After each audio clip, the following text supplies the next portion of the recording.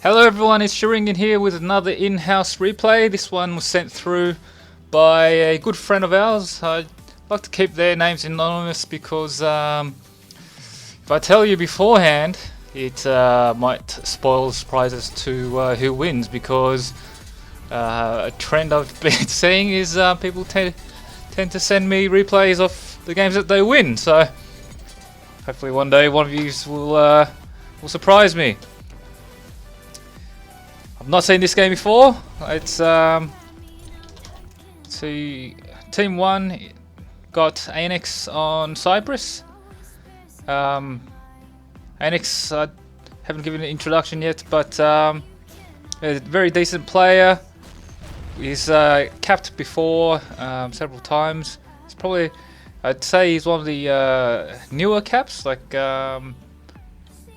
he's been picked to cap against me, for example, and I'm just one of those newer guys, so which is which is always good to see. The current status quo investing in the future. Player number 2 is Pure Psycho on Drake. Again, another very decent player. I think he's just come back from retirement, possibly, because I haven't seen him around too often, but it's good to see him back again. John, a star on my YouTube channel as Grunty. Aiur, we've given Aiur an introduction before. I6 Aiur, and I of course is on Nova, and lastly Zera or Parasite as Kyrak. He's obviously jungle this game.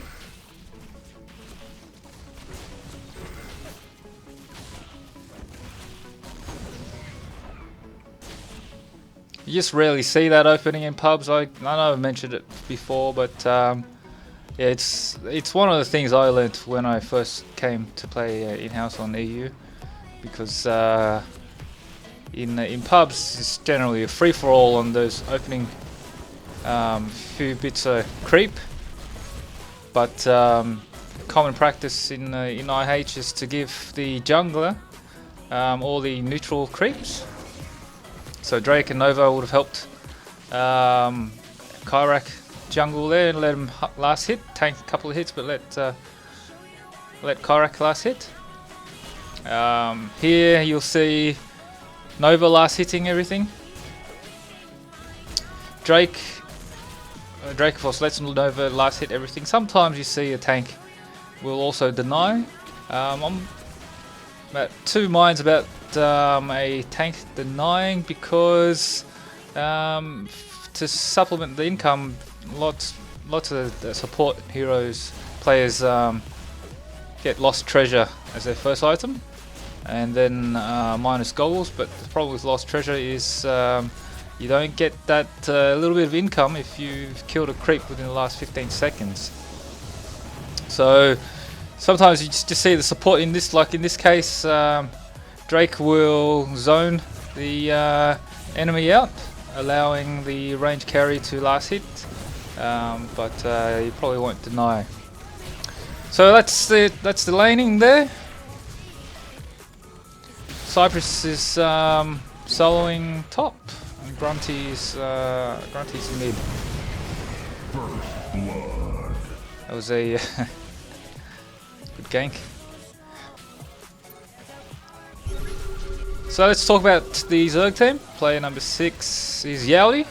Good to see him make an appearance on the in AOS as well. He did promise us that on the forums anyway, that he'll bless us with his presence during the festive season, which he did a couple of games. But it's good to see him now that even though the festive season's over, he's still here. Newly nerfed Egon. Before, Egon was so strong that he was an auto. I would even when I capped, I actually picked Egon over TAS before the recent nerfs, and we won that game, but it was due to a lot of factors. But I still believe that Egon was definitely the strongest, most powerful hero, just in terms of keeping the team alive. It allowed the team to sustain pushes for a ridiculous amount of time, like half the team fights. It wouldn't be too long before the remaining player will be at full health again. So it just allowed those sustained team fights, team pushes, and his ulti would save plays. And if you get the right items as well, like support items like external drive and Cassius, I think it's called Cassius Crystal. I'm pretty sure that's it. I've had a beer or two. Yeah, it's the pink item that allows you to heal and gives you 20% extra healing effect. Yeah, so I suppose not unfortunately, but in the recent nerf, Egon's heal's been halved. His base heal has been halved.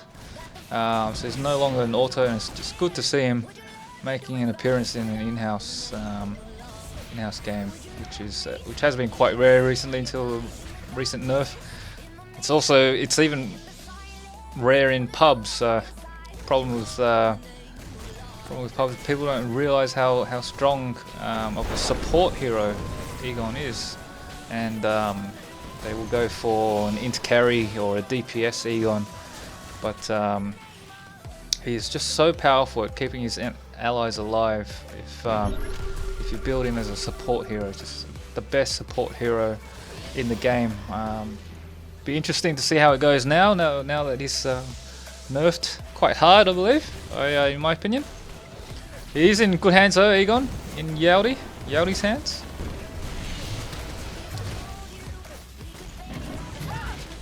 Good gank from Kyrak there.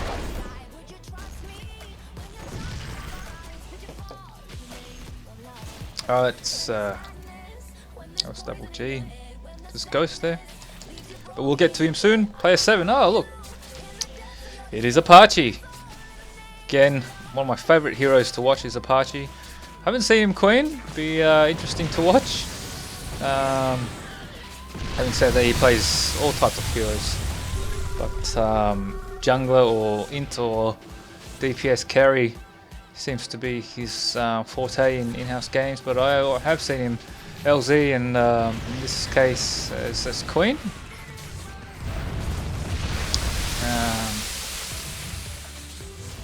Yep, it's interesting opening there, getting a bit of health. I don't play Queen too much, be curious to see if any of these scale on health, or it's just for, looks like it's just for defense purposes. Player number 8 is Player, which is otherwise known as DoubleG. Would have seen him in my previous cast. He awarded very well, and I dare say he was MVP of the game with his wards. And again, he's repeating it here in these special ward spots. Made a recent video of all the new elevated ward spots. It's just so good, especially mid to late game, where the opponent will get TS, and just I've played this place these ward locations before, and you see all the wards that aren't in those locations just get dewarded very quickly, whereas they're not only situated well, but it lasts a lot longer, given that you need TS and high level vision to deward it, such as a TS and a scan, or a TS and another ward, or a what do you call them, Eye of Nerud, or a flare. But yeah, so seen the last game where we thought Saw a player there with a TS thinking he is dewater everything, but it's normal water on high ground. That's very good pluck there, but no damage round to capitalise on that pluck. So player number 9 is Rust in Pieces. He is playing DARPA this game. Standard opening, except for the fact that he didn't get Hunter's Hatchet. You do see that on a lot of jungling or melee heroes, and a lot of DPS carries, but sometimes you get to see players with Hunter's Hatchet and Soul Engine as their opening. But to each his own. He does have an Egon with him, so I expect him to get fed quite quickly. Wow, that was a really good rocket. Let's watch that again.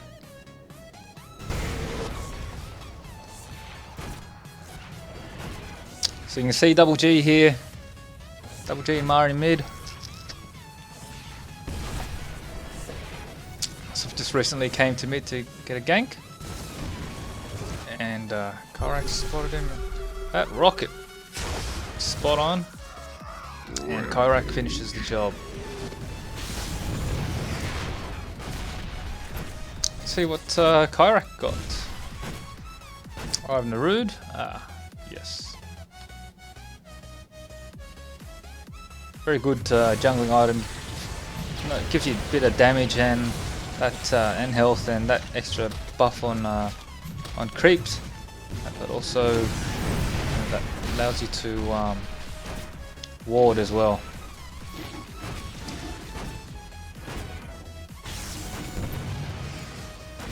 Not ward, but send an observer. See here, Kyrak's continuing his rampage. Let's have a look at his skill. So he's upgraded Q first, giving him more range when he ganks. W for longer bleed duration and damage.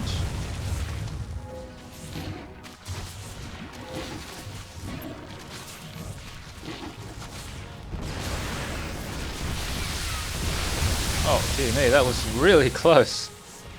I want to watch that again. Apache just seems to always get away with just when you think you've got him. He does that.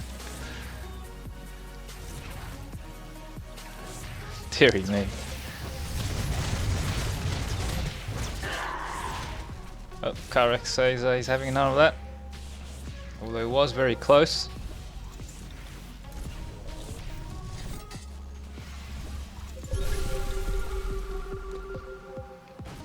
Plenty of wards around.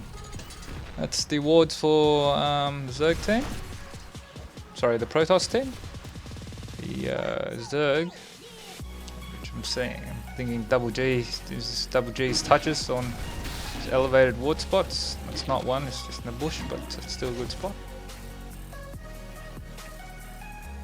It's another good spot there.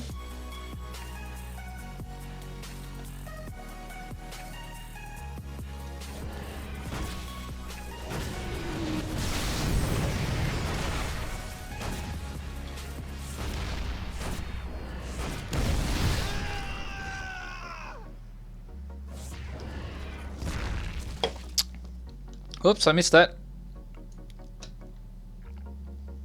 Sipping on me beer. Let's watch that again. Oh, let's see.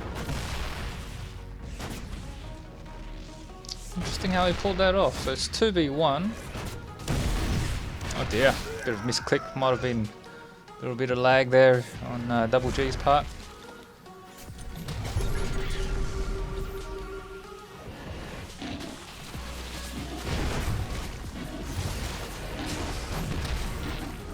Fighter. Did we get to Fighter? Sorry, Fighter was the last player. I never got to introduce Fighter, but would have seen him Mar in 2 of my previous casts. A very, very good Mar. There's plenty of burst damage, especially mid to late game.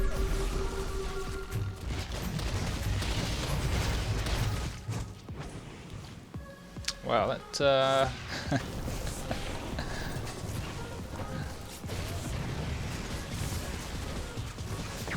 that was Egon saving him there. Let's just watch that quickly again. Let's see how far Egon's skills have gotten.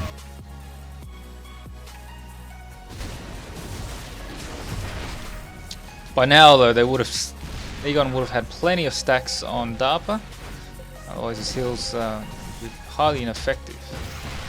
DARPA's going in here for the gang. He's going to initiate on an unsuspecting John.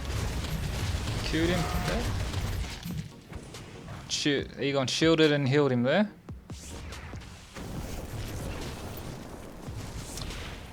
And just watching these skill casts here, see what he does. Curious to see if he does get away. No, doesn't get away in that case.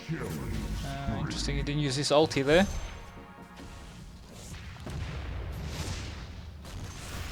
But he was stunned in the last couple of hits.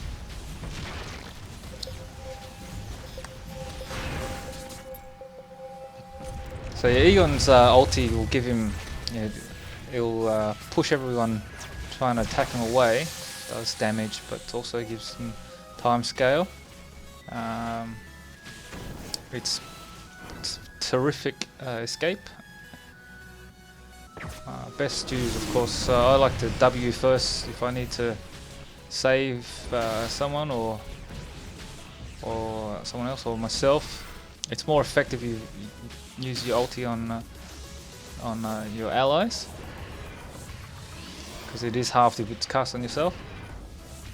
But I like to shield in case of emergencies. I like to shield first, debuff, heal, and R. But shooting first does make a massive difference, because if you're healing and you have 2 HP, it doesn't get you out of that situation. Or even if you ulti someone first without shielding them, they're already low. Even with the pushback and the timescale, it's not quite enough to save them. But if you shield them first and cast all those other skills, I've seen plenty of hero players get saved from that combo.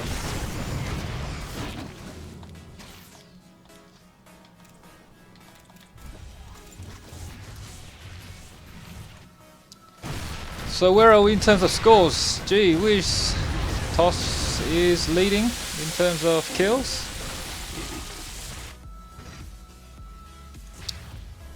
Towers is evenly. No one's taken the T1 tower yet.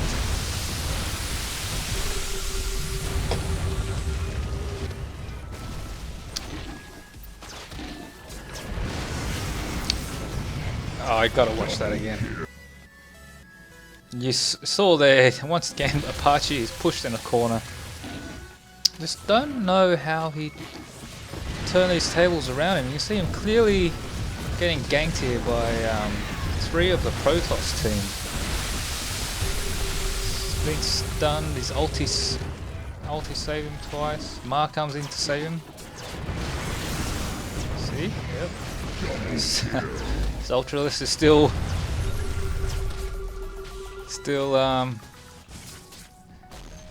causing havoc there. What a turnaround. It's these turnarounds that make me love watching Apache play. Apache, otherwise known as Beta in this game.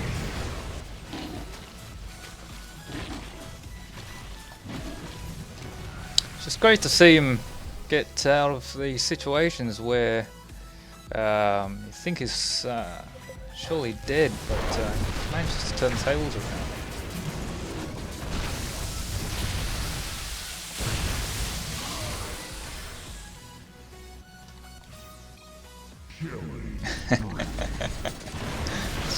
smack talk on Apache there.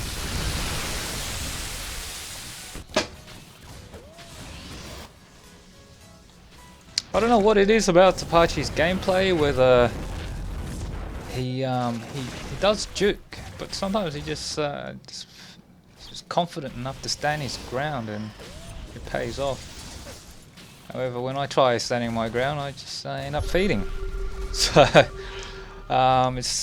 must be those split-second decisions that he makes, considering all the surroundings, how many of his allies are currently there, or how many of them are coming, and the faith he has in his teammates and himself. Sometimes if you are getting mowed down, running does nothing except feeding.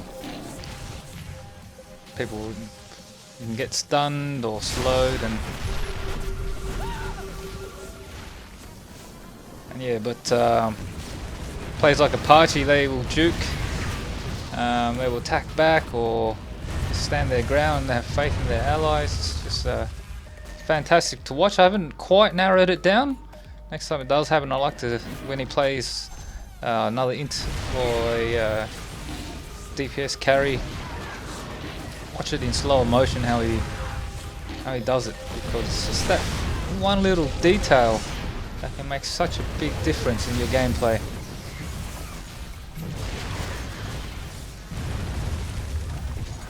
So Queen's pushing ahead here. Imagine he'd be quite well farmed by now. He's been allowed to push top alone for quite some time, and he's taken the T1 tower.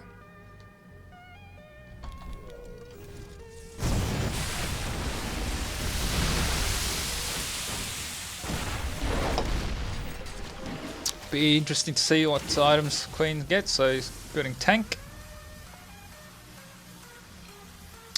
COA must be, of course, for DARPA and possibly oh, I think Ghost is, yep.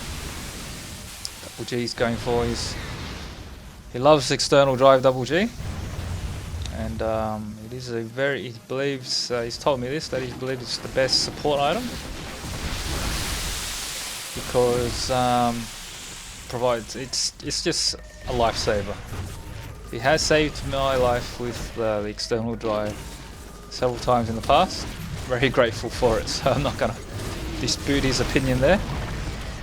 I myself haven't cast that. I like to get seem to take a more preventative approach. I get Call Vanguard or Spell Buffer, but external drive as a last ditch effort can really turn tables around, or save an ally's life or your life.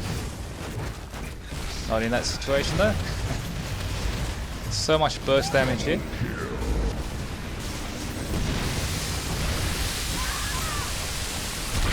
Against these squishy heroes. See, he's caught in Black Hole Magnum.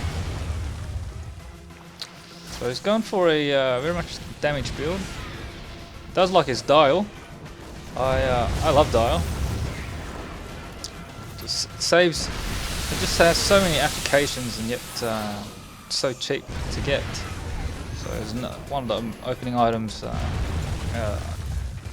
Do agree with him there. Notice that Zera tends to get one of the least deaths in the in each game, and seen him escape with dial many times.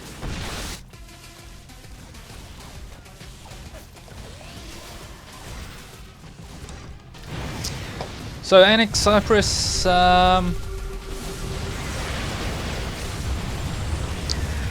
that's standard.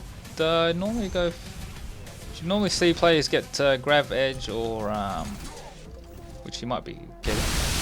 Must have gone Soul Sustainer for a bit of CDR. But yeah, it looks like he's going for Argus Crystal. Argus and Grav's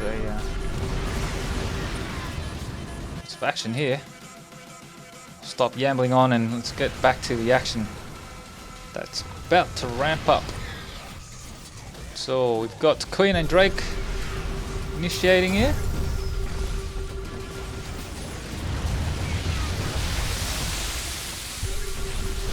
Queen's taking out Drake. Mars ported from base to the fight. Karak's come in only to find himself completely surrounded. Their tank and their jungler's gone, and main DPS is very, very low. We're very surprised if it escapes, which it doesn't. Deary me, Apache can just carry with anything he can. Even with Queen. And which let's have a look there. Because he's obviously have a look from Apache's camera. Go a bit further back, because he's obviously he's built as a support slash tank. But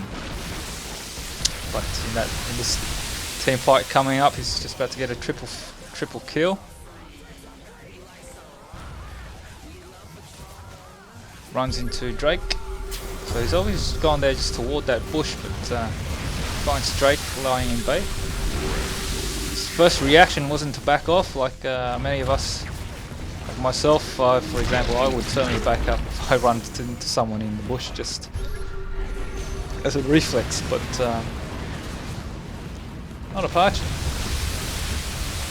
So it's just one direction, which is going forwards and killing in this instance.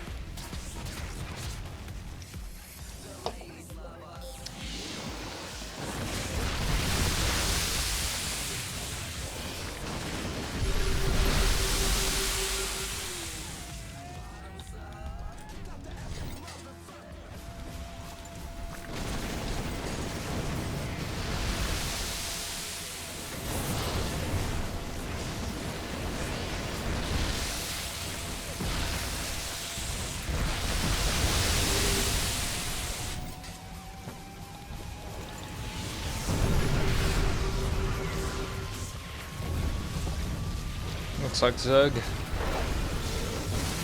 is also got a ward up there. I think. Good to see these new ward locations coming into play.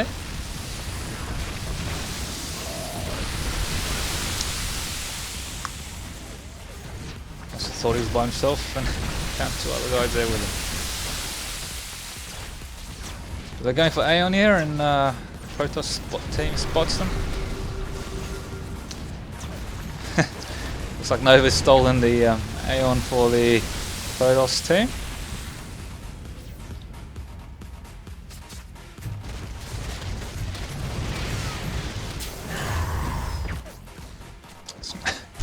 Oh, he could escape there. Just rooted to the ground while two of the most damaged burst damage heroes in the game burst you down. It is 22-19. Close. The match has become a lot closer. In terms of towers, quite evenly matched, but it's very close. Anyone's game here.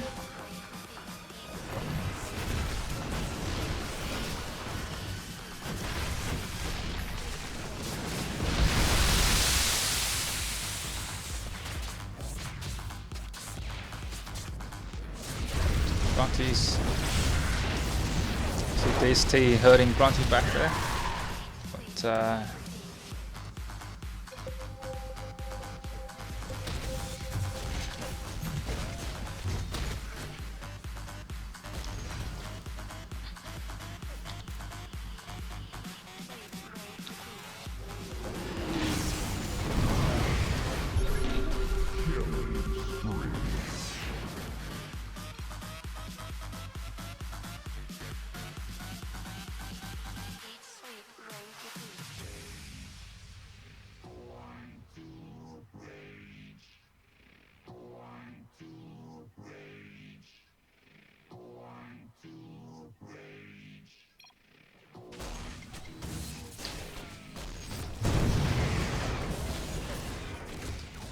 Sorry guys, family came back home there, so I had to go say hi to them.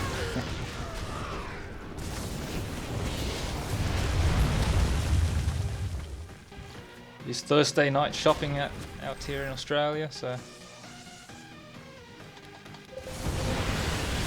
Gee, these games make me miss Inhouse a little bit. I haven't been able to get up early lately to play with our friends from Aiur, where the best of the Inhouse games can be found. It's a clear,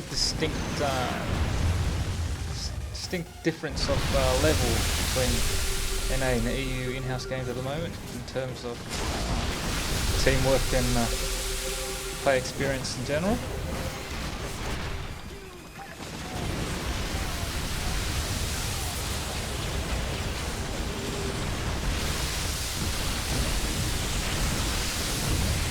Oh, it's a very good pluck.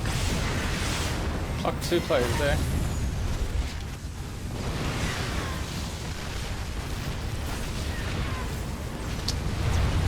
How?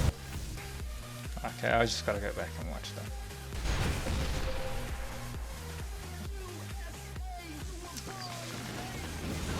Skirmish. Oh, he backs off wisely. There are 2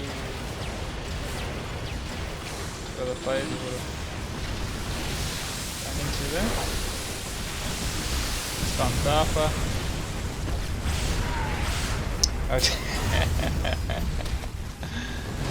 So that was DST there in action.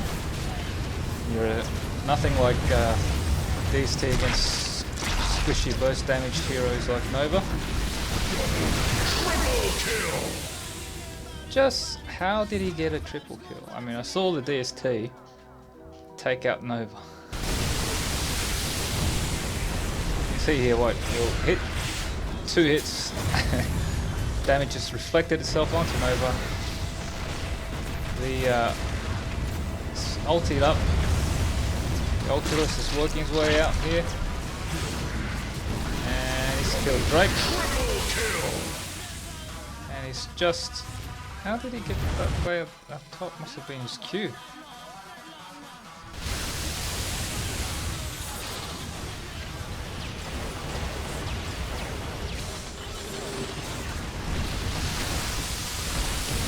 Sorry, I am a little bit tipsy. Struggling to follow how Apache pulls all this stuff off. So look how low his Ultra's is doing a heaps of damage. I see, John's following him, and he's got the Q. And Cypress finally finishes him off.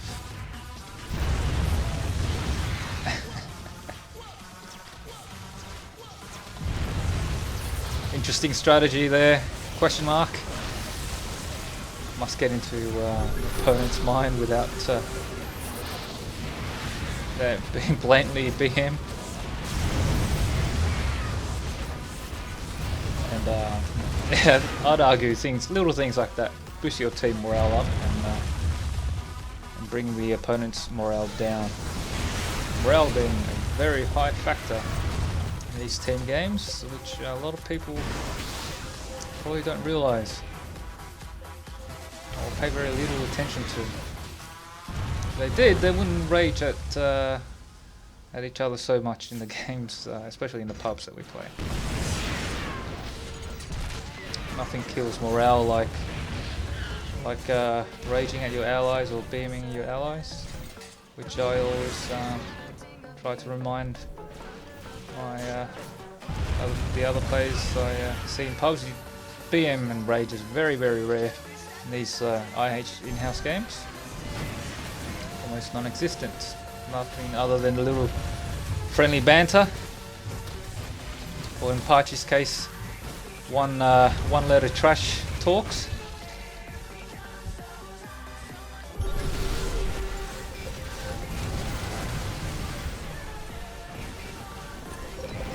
Gearing up for nope, Ghost is just boarding those new spots. DoubleG is going to town in these wood spots.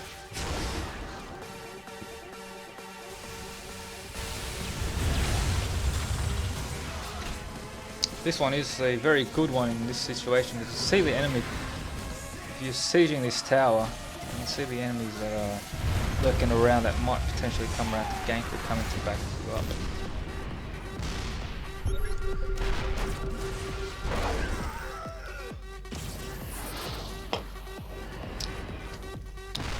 John's about to get surrounded here. He's chased, he's killed Ghost.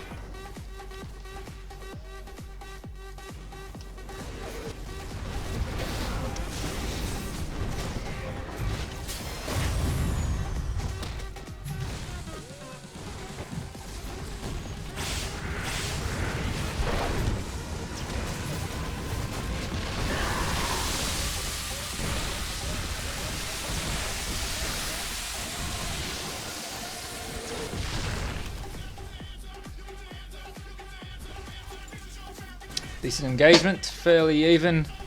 The outcome was fairly even. Three alive aside.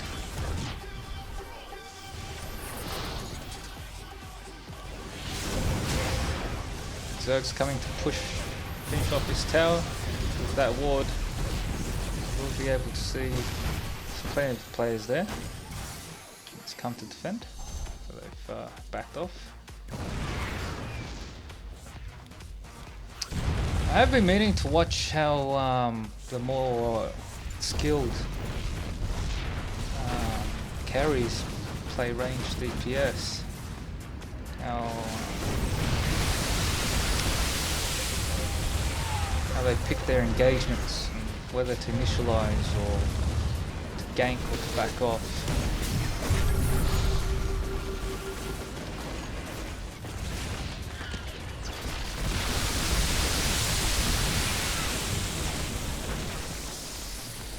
I would argue as ranged DPS, as carry, probably don't want to initiate, but see there,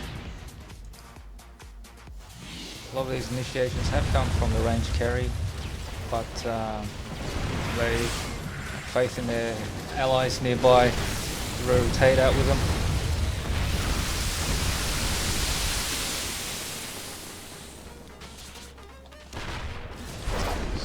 John, for example, is pushing issue in, and yeah, he had faith in his allies that would come and back him up if they got into trouble there. But he also knew when to pull out.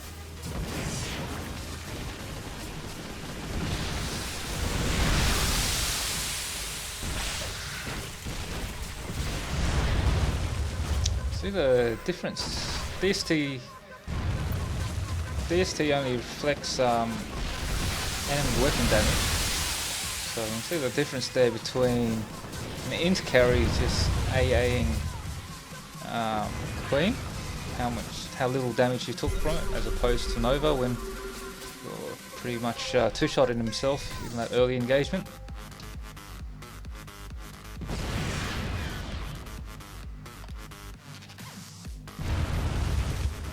So next time you're getting stomped in a game, especially in pubs, see what a DST does. I've seen DoubleG go 25-0 on Cypress in pubs, and one of his last items is a DST as a Cypress.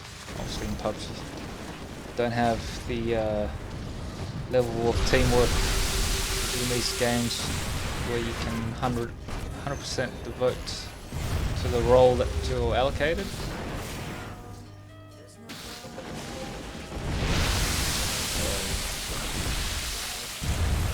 Sometimes you gotta in the pub games, which is very common out there, you gotta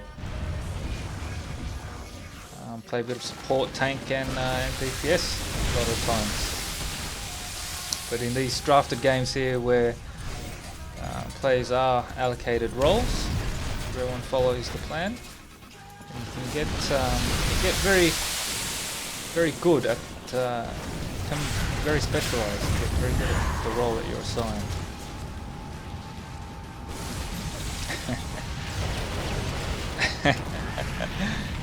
These two are very good mates, John and Beta or Apache.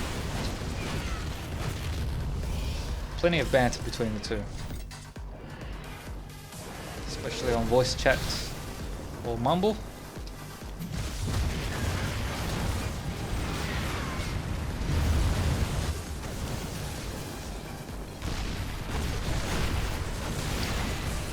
I'd argue that if you have Apache and John on the same team as carry, you're almost guaranteed to win in the games I've seen and experienced.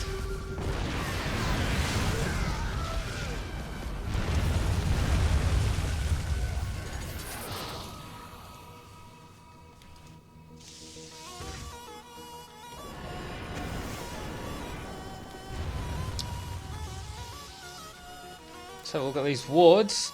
They're all most likely DoubleG's wards. New spot, new location, another new location, another new location.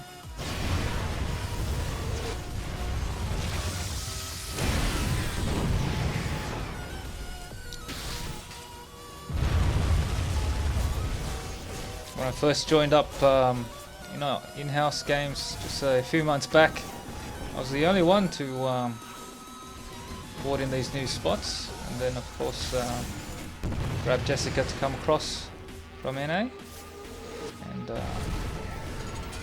for a time there, in the games that I played or watched anyway, it was just between Jessica and myself who took advantage of these new ward locations. But recently Zera and DoubleG have taken a liking to him as well, which is very good to see.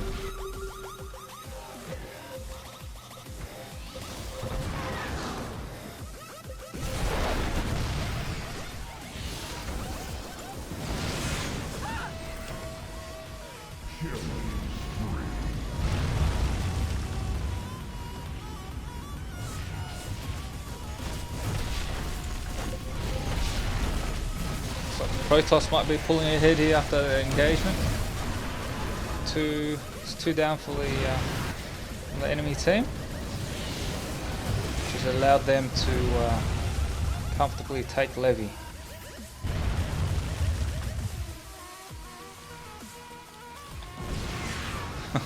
I'd like to see Queen get himself out of this one. Like she does. Oh look.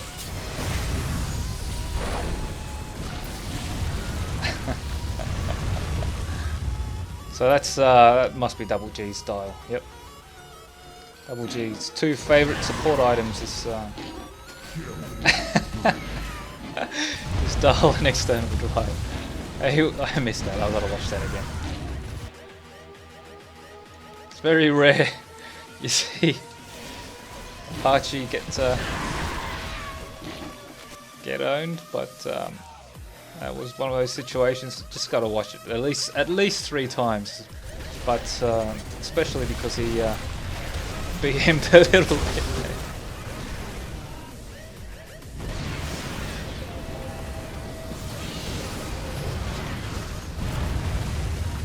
It wasn't really BM.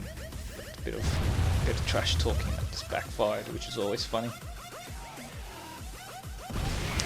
Again, surrounded by 3 players. He's been ulted by Kyrak. DoubleG saved him. You would have seen him glow yellow there because DoubleG's external drive and tile. Safely made it out. Right after he dives easy, Cypress goes in for the dive and it wipes him. Ulties him.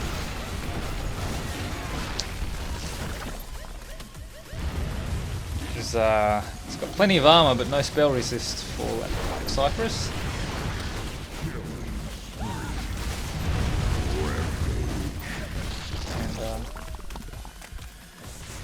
Zera has a lot of damage in that little bit of burst that I just saw anyway. I suppose Ghost was a very squishy hero and his PHM just looked like he did massive amounts of damage.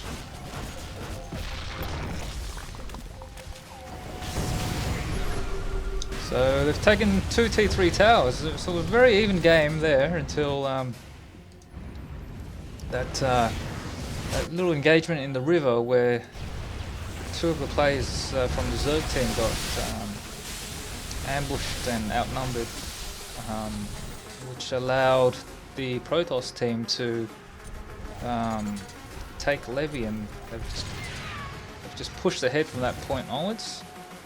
As the Zerg team trickled in, back in from pool to try and defend their towers. I dare say that was moment of truth, that little skirmish in the battle, in the river there. Because, yeah, like I said, up until this point it looked like it was very close. But at this stage of the game, the Protoss team has pulled ahead quite comfortably, taking 2 T3 towers, still with their Levy buff.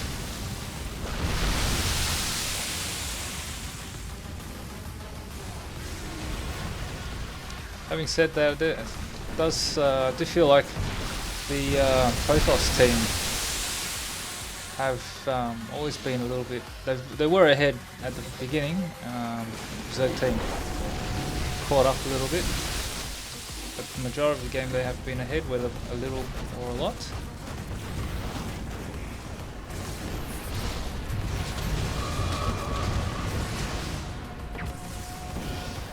Darpa went in to just take out the inter-carry, but he himself got taken out. Next time a ranged DPS hero gets a ludicrous or a triple kill, to watch it slowly. It's a very good escape. That's why DoubleG likes his external drive and dial so much. Excellent support.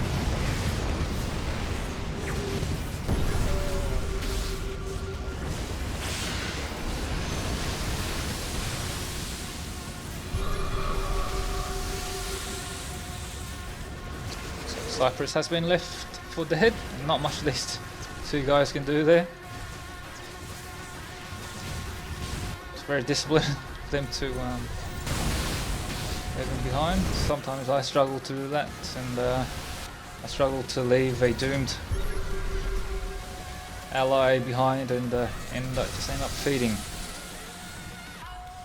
Looks like Levy's back up. Say the Protoss team is much more closer within proximity to each other.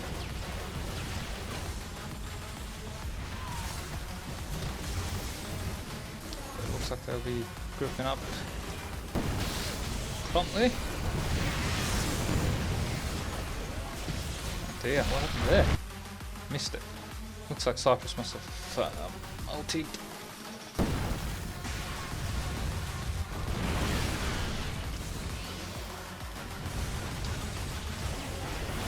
Cypress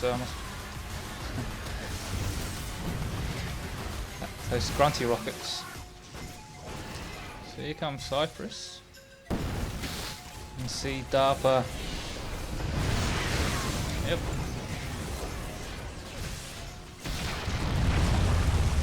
So that's their carry down. There's a few carries first. They've still got their inter carry. But the Zerg team's in a lot of trouble here.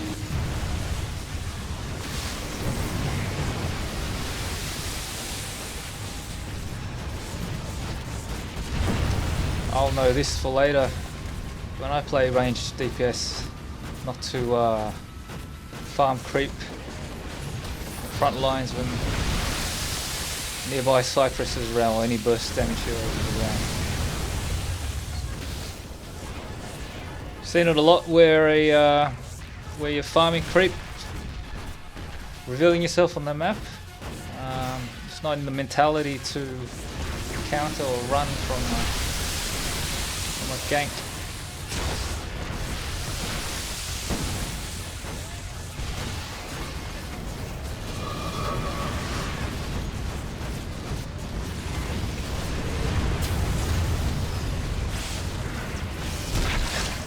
That external drive. No wonder he loves his external drive and dial so much.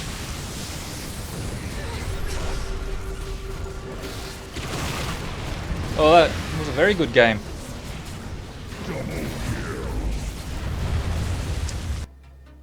Let's have a look at most damage out would go to Mr. 494 Apache. No surprise there. Who happens to also be most damage in.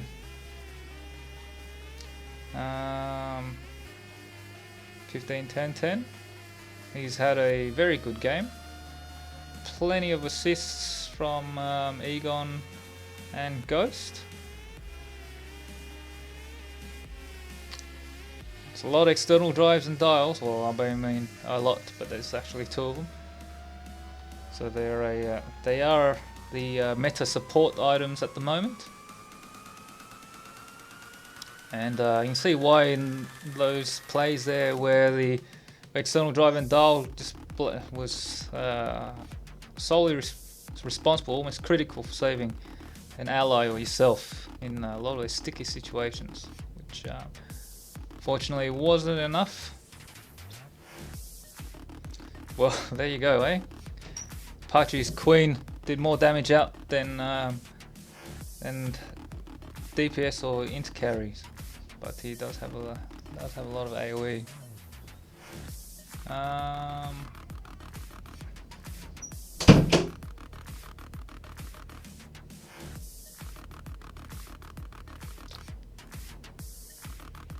Just having a look at some of these items and stats here.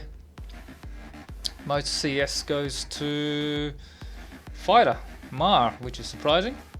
John's known for having most creep kills a lot in many games, but in this one Mar did overtook him. But at the end of the day, even with damage in and most damage in, damage out, and CS on one team, the Protoss team was victorious.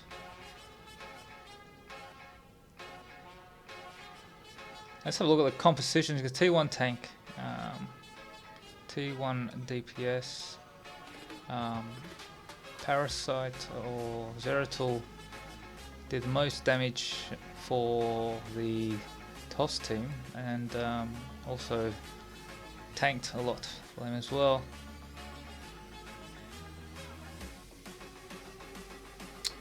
Well, one thing I did take from this game is this combination of dial and external drive.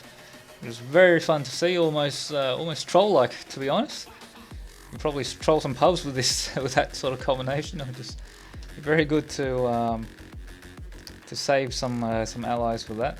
It's equivalent to an Egon's ulti, I suppose, but it does well, Egon's abilities, which debuffs and grants movement speed and heal, etc. A couple of his abilities can be replicated with this combination, which I thoroughly enjoyed watching. Also enjoyed a lot of that, some of that typical Apache trash talk, and how he turned a lot of those situations around in his favour.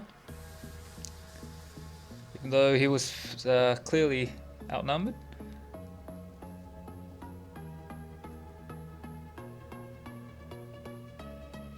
Also learnt not to hit creep if nearby burst damage is around. If you're a squishy hero, I've just gotta. I know that already, but I just struggle at remembering it for my own gameplay. And you see, even in this high-level game, some of the best players in the world still susceptible to it. Well, I hope you guys enjoyed that and learned some from this. I highly recommend trialing this external and dial combo if you play support next time, and let me know how you go. See you guys.